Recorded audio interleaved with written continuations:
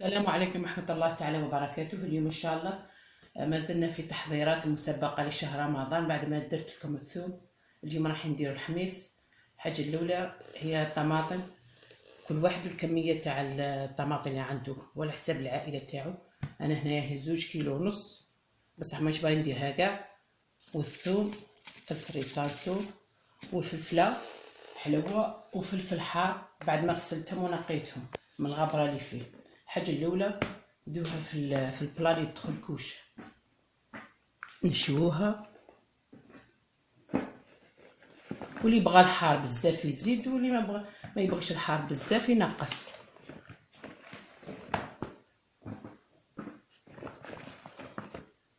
كيما هكا نديرو كاع الكمية اللي عندنا، وتنشوها في الكوشة خير، تجي حتى البنة تاعها تجي الكل تاعها شباب، تجي نقية على اللي طيبو اللي نشووها فوق الغاز. وندير فاني طماطم وتنشوى كيما هكا، وندير ريسان تاع الثوم كيما راهم هكا، نديرهم هنا في الوسط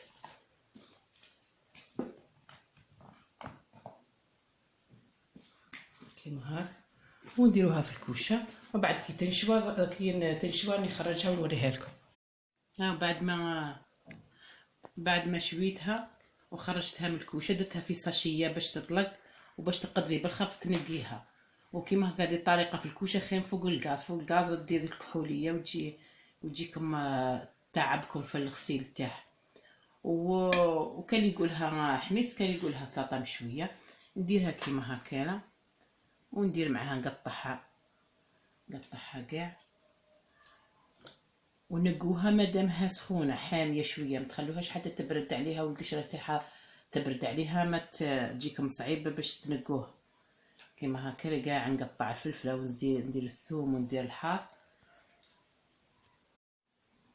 او بعد ما رحيتو هاكي ولا داير، ما ترحوش بزاف، ما يوليش ما كاع، كيما هكا الاطراف طرف صغار مع الثوم والطماطيس وزيت زيتون. لازم زيت زيتون باش تعطيها قوش باب.